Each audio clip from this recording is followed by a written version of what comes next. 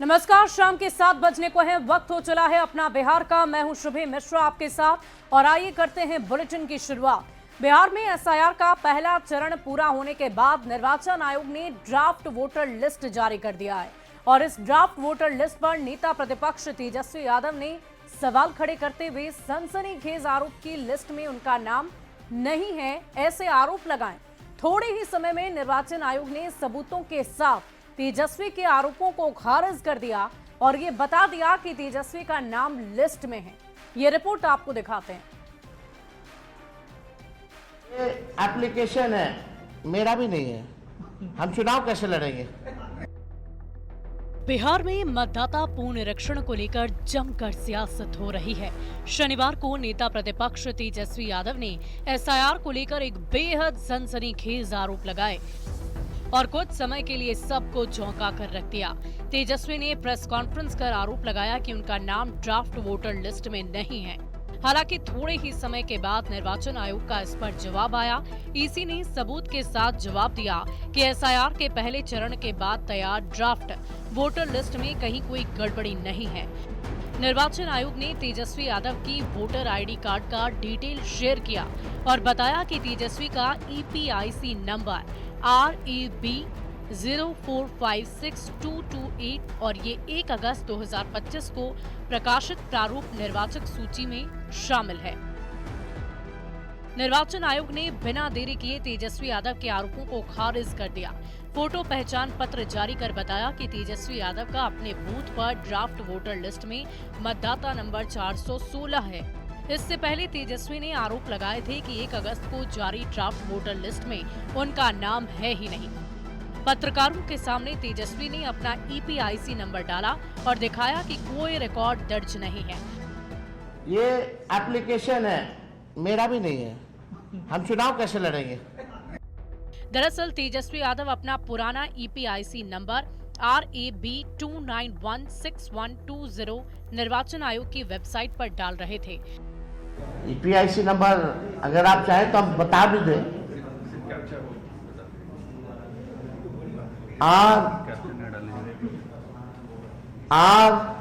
RAB 2916120। पुराना number डालने पर तेजस्वी का कोई रिकॉर्ड नहीं आया। इस पर सत्ता पक्ष में भी बिना देरी किए पलटवार किया और तेजस्वी यादव पर भ्रम फैलाने का आरोप लगाया और कहा कि चुनाव नहीं लड़ने के डर से तेजस्वी यादव ने अफवाह फैलाने की नाकाम कोशिश की है। नेता प्रतिपक्ष तेजस्वी यादव जी, अगर 9वां से ज्यादा पढ़े लिखे रहते तो आपको वोटर लिस्ट में नाम अपना देखने आता, और अगर जान करके इस तरह का किए हैं तो चुनाव लड़ने से आप भाग रहे हैं, आपको डर है हार का। बिहार में एसआईआर को लेकर विपक्ष शुरू से ही हमलावर है। निर्वाचन आयोग की मंशा पर सवाल उठा रहा है।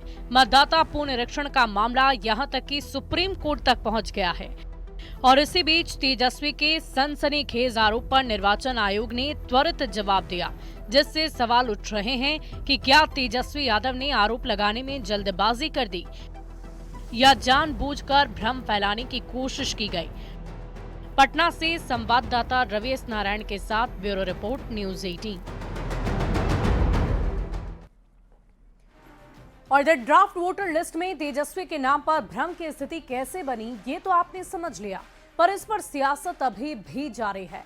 निर्वाचन आयोग के जवाब के बाद तेजस्वी एक बार फिर मीडिया के सामने आए और उन्होंने एनडीए नेताओं पर पलटवार करते हुए पूछा कि उनका ईपीआईसी नंबर क्यों चेंज किया गया। तेजस्वी ने फिर से वोटर लिस्ट में फर्जीवाड़े का आरोप लगाया, जिसका जवाब किसी नेता ने नहीं बल्कि पटना के डीएम डॉक्टर त्यागराजन ने दिया और तेजस्वी यादव के दावे को गलत बता दिया। पहले आप तेजस्वी के आरोपों को सुनिए और फिर पटना डीएम का जवाब भी सुनिए। और क्या काम है जब सरकारें ईपीआईसी नंबर मेरा बदलवा रहा है इलेक्शन कमीशन से?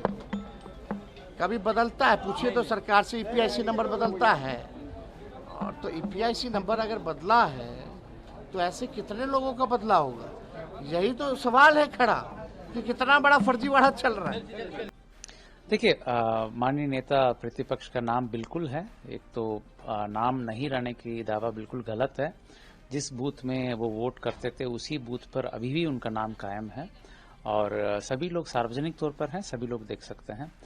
दूसरा जो एपिक नंबर के बारे में वो कह रहे हैं, जो एपिक नंबर हमारा पास उपलब्ध है, जो गहन पुनरीक्षण के पहले उनके नाम के साथ जुड़ा हुआ एपिक नंबर, वो एपिक नंबर उनके द्वारा भी सेम एपिक नंबर को 2020 के विधानसभा चुनाव में समर्पित किया गया। सो इसमें कहीं कोई कंफ्यूजन नहीं है और बहुत साफ तौर पर मैं कहना चाहता हूं कि पटना जिला के सभी निर्वाचकों से अनुरोध है कि थोड़ा संयम रखें। अपना नाम या एपिक नंबर से आप अपना ड्राफ्ट रोल में नाम देख सकते हैं, कहीं कोई दिक्कत नहीं है। आपकी सेवा के लिए BLO, ERO हम लोग हैं। 1950 भारत निर्वाचन आयोग द्वारा जारी किया है, जिसमें आप क्वेरीज कर करके आप सफाई ले सकते हैं, या कोई भी क्वेरी आप करेंगे जरूर आपको जवाब मिल जाएगा। नहीं, उनके द्वारा अफिडेविट में 2020 के इलेक्शन में उनके द्वारा जो नॉमिनेशन के दौरान अफिडेविट फाइल होता है, उसमें यही नंबर उन्होंने दिया है। और देखिए, तेजस्वी यादव के सवालों पर निर्वाचन आयोग का जवाब, शुद्ध मतदाता सूची किसी भी लोकतंत्र की नींव होती है। ECI दावा और आपत्ति दर्ज कराने की अवधि पूरे 1 माह की है। ECI ने यह भी कहा कि अगर किसी पात्र मतदाता का नाम छूट गया हो तो आपत्ति आप दर्ज करा सकते हैं। आरजेडी समेत किसी दल ने अब तक आपत्ति नहीं जताई है। पिछले 24 घंटे में किसी दल ने आपत्ति नहीं जताई। निर्वाचन आयोग ने साथ में यह भी कहा कि आयोग समझ नहीं पा रहा है कि जब सारी प्रक्रिया स्पष्ट है तब भी तेजस्वी अपने नाम ना होने जैसी निराधार बातें आखिर क्यों कर रहे हैं। और इधर तेजस्वी यादव के आरोपों पर बीजेपी और जेडीयू ने पलटवार कर दिया है। सत्ता पक्ष के नेताओं ने तेजस्वी पर भ्रम फैलाने के साथ झूठ बोलने का आरोप लगाया, वहीं माफी मांगने की भी मांग कर दी है। तंत्र है और लालू जी का परिवार ये सोचता है कि ये मजाक तंत्र है। लोकतंत्र में लोक लज्जा भी नहीं और SIR का लगातार मजाक उड़ाने वाले लोग ये जनता के बीच में जाने से डर रहे हैं। जनता इनको हराएगी, इस डर से ये लोग नए नए बहाना खोज रहे हैं। ऐसा कि तेजस्वी यादव तो 9वीं फेल हैं, उनको तो बुद्धि है कि नहीं है पता नहीं, लेकिन जानकारी का अभाव है। ये भी कपटी हैं, बिल्कुल राहुल गांधी की तरह ही। ये रहा इलेक्टोरल रोल तेजस्वी यादव का रिवीजन के बाद, सीरियल नंबर 416, और उसके बाद कहते हैं कि मेरा नाम इलेक्टोरल रोल से कट गया है। ये झूठ और भ्रम फैलाने का बात नहीं है तो क्या है? देश में अव्यवस्था फैलाना चाहते हैं। तेजस्वी यादव जी इस देश के दूसरे पप्पू बन गए हैं। सरासर झूठ बोलना, भ्रम फैलाना, अफवाह फैलाना, यही काम इनका रह गया है। और अभी उन्होंने बयान प्रेस कॉन्फ्रेंस करके बयान दिया कि मेरा लिस्ट वोटर लिस्ट में नाम नहीं है। साहब, 416 सीरियल नंबर पर आपका नाम है। चुनाव आयोग ने आपका नाम फोटो सहित जारी कर दिया है। राजनीति का जालसाज पकड़ा गया मजिस्ट्रेट चेकिंग में। 420 का आरोपी तेजस्वी यादव ने कहा कि मतदाता सूची के ड्राफ्ट पब्लिकेशन में मेरा नाम नहीं है। यह फरेब है, झूठ है। तेजस्वी यादव के आरोप पर जेडीयू के राष्ट्रीय प्रवक्ता राजीव रंजन ने भी तेजस्वी पर निशाना साधा। उन्होंने भी तेजस्वी पर झूठ फैलाने के आरोप लगाए, साथ ही बिहार की जनता से माफी मांगने की मांग की है। करारा झटका है और मुझे लगता है तेजस्वी जी का जो झूठ है, पहली बार इतने कम समय के अंदर वो इलेक्शन कमीशन के प्रहार का मुकाबला करने की स्थिति में नहीं है। ये जो पलटवार है चुनाव आयोग का, निसंदेह ये समझना होगा कि लगातार 1 महीने से अपने अपने फॉर्म साहब भरवा रहे थे। तमाम नेताओं ने अपने परिवार और बड़े नेताओं के फॉर्म तो भरवा दिए और लोगों को आप बरगला। सबसे पहले आज जो झूठ उन्होंने फैलाया है उसके लिए उन्हें राज्य की जनता से माफी मांगनी चाहिए। बीजेपी सांसद रविशंकर प्रसाद ने भी तेजस्वी यादव पर निशाना साधा। उन्होंने तेजस्वी पर निर्वाचन आयोग को बदनाम करने की कोशिश का आरोप लगाया। क्या आप चुनाव आयोग को बदनाम करने के लिए उसी प्रकार से झूठ बोलेंगे और ऐसा झूठ जो सीधा पकड़ा जाए?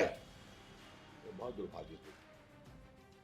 क्या चाहते हैं तेजस्वी यादव, राहुल गांधी? लगभग 20 लाख लोग की मृत्यु हो गई है, तो मरे हुए लोग वोटर बने। 30 लाख लोग बाहर चले गए हैं तो वो बने वोटर। लोकसभा में नेता प्रतिपक्ष राहुल गांधी ने निर्वाचन आयोग के खिलाफ एटम बम फोड़ने का बयान दिया है।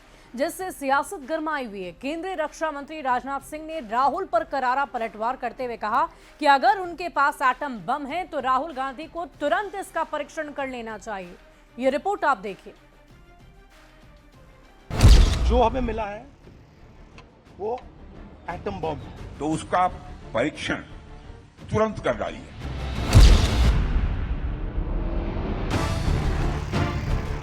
बिहार में विधानसभा चुनाव से पहले मतदाता पुनरीक्षण पर सियासत गरमाई हुई है।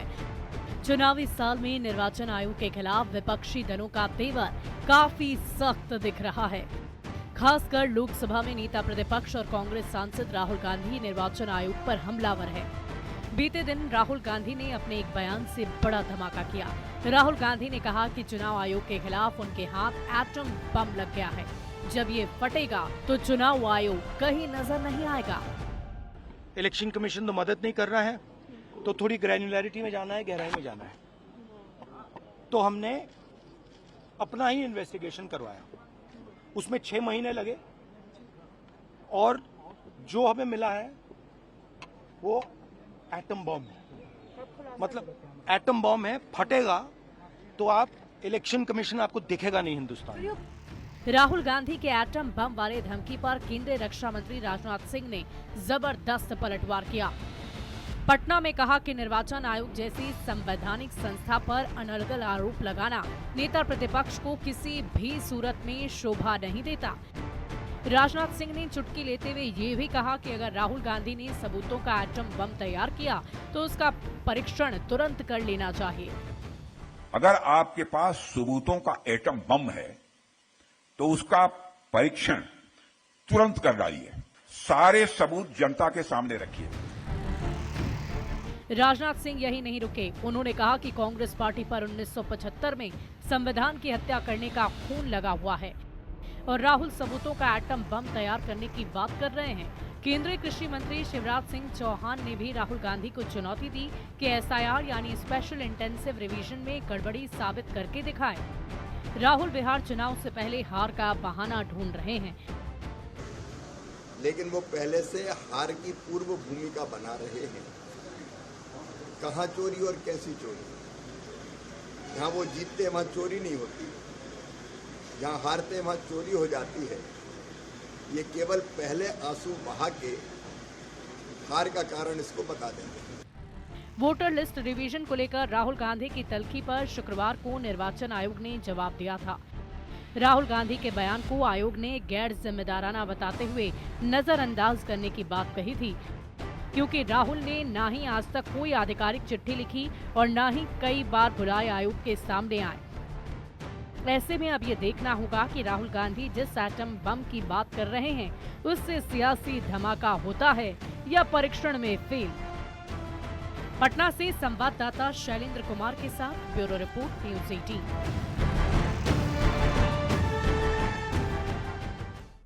और इधर चुनावी साल में पीएम मोदी ने बिहार के किसानों को बड़ी सौगात दी है। पीएम मोदी ने किसान सम्मान निधि की 20वीं किस्त जारी कर दी और इससे बिहार के लगभग 74 लाख किसानों को फायदा मिला। उनके बैंक खाते में डायरेक्ट पैसे भी भेजे गए। ये रिपोर्ट आपको दिखाते हैं।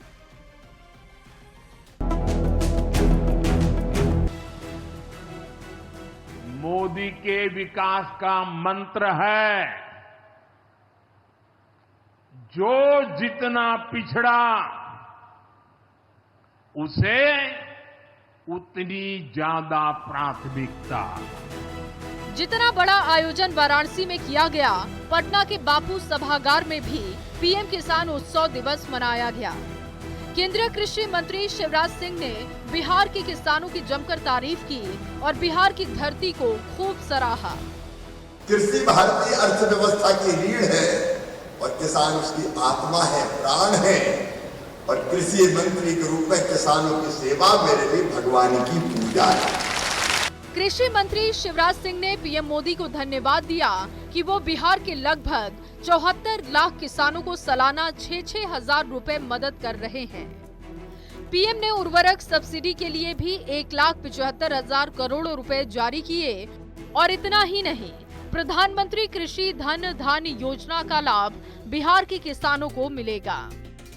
भारत सरकार ने तय किया है कि ये खाद हर हालत में किसानों तक ठीक से पहुंचे, और बीच में अगर कोई गड़बड़ करे, कालाबाजारी करे, ब्लैक मार्केटिंग करे तो सीधा उसको जेल भेजने का काम किया जाए। पीएम की बड़ी सौगात से बिहार के किसानों के चेहरे पर खुशी है।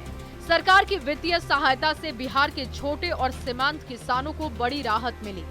देखना होगा कि चुनावी साल में ये खुशी किसे फायदा पहुंचाती है और किसे नुकसान होता है। पटना संवाददाता विनीता मिश्रा और रवि एस नारायण के साथ bureau report, news 18।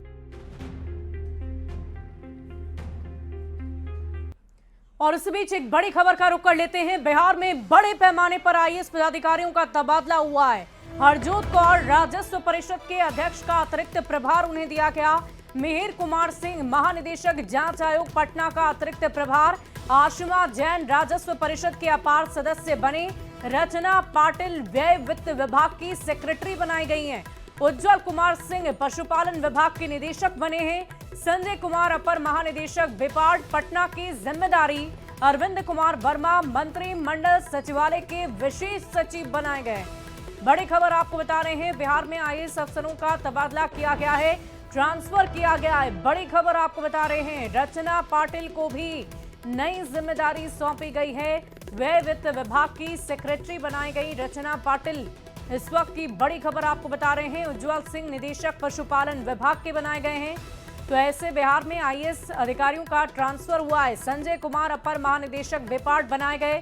Arvind Kumar को भी नई जिम्मेदारी सौंपी गई है। और देखिए, बिहार में भारी बारिश के बाद नदियों ने रौद्र रूप दिखाना शुरू कर दिया है। खेत खलिहान और घरों में पानी घुसने के बाद लोग दहशत के साए में जीने को विवश हैं। निचले इलाकों में पानी भरने के बाद लोगों की बर्बादी की चिंता और भी ज्यादा बढ़ गई है।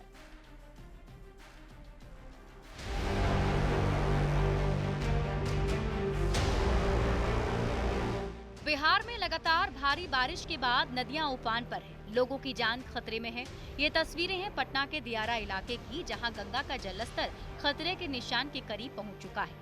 बढ़ते जलस्तर की वजह से दियारा के इलाकों में फिर से पानी घुस गया है। लोग अपने सामान लेकर दीघा घाट पहुंच रहे हैं। भागलपुर में फिर से गंगा ने विकराल रूप धारण कर लिया है। निचले इलाके में एक बार फिर से बाढ़ का डर लोगों को सताने लगा है।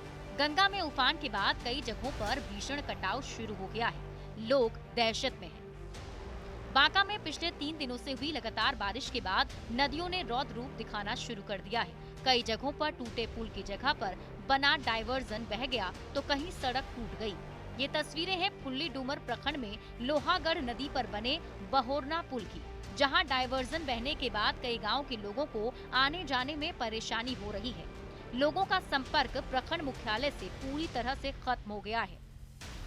जमुई में लगातार हो रही बारिश से उलाई नदी उफान पर है। इस नदी पर बना बरमसिया पुल करीब 20 फीट तक धंस गया है।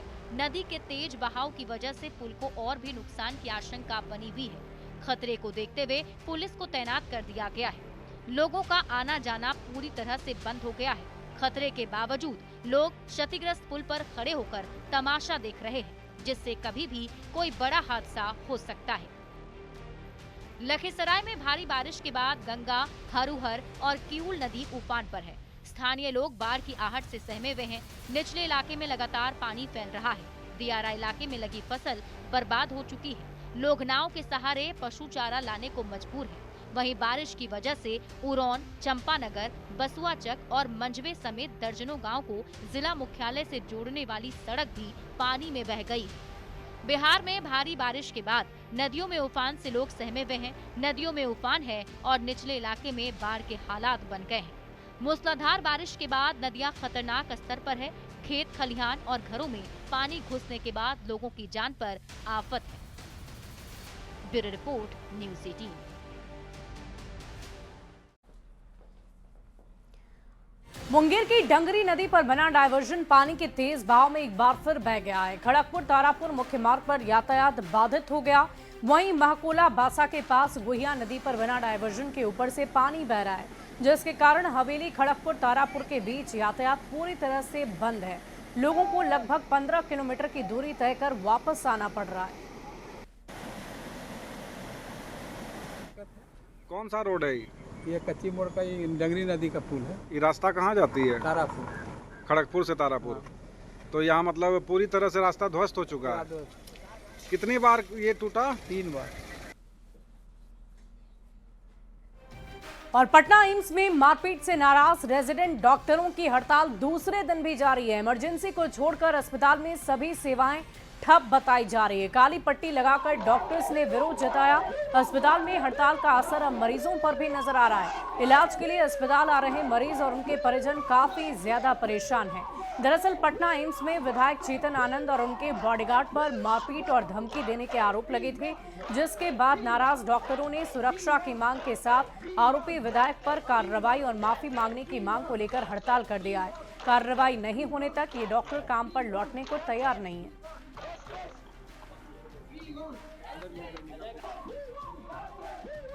जो हुआ वो बहुत शर्मनाक है। मैं तो यही कहूँगा, एक माननीय विधायक इस अस्पताल बिहार के सबसे उच्च स्तरीय अस्पताल में आकर और गुंडागर्दी करें, मारपीट करें, ये तो बहुत शर्म की बात है। मैं सरकार से निवेदन करता हूँ कि सरकार विधायक जी को बोले वो अपना कंप्लेन वापस लें, माननीय विधायक जी माफ़ी मांगे, तभी यहाँ पे सारी सेवाएं वापस से शुरू की जाएंगी। वहीं विधायक और एम्स के डॉक्टर के विवाद पर पटना एम्स में डॉक्टर हड़ताल पर हैं और इस मामले पर उप मुख्यमंत्री विजय कुमार सिन्हा ने कहा कि कानून अपना काम करेगा और इस पर सरकार की पैनी नजर है। बिहार में जो भी अराजकता करेगा उसे माफ बिल्कुल भी नहीं किया जाएगा।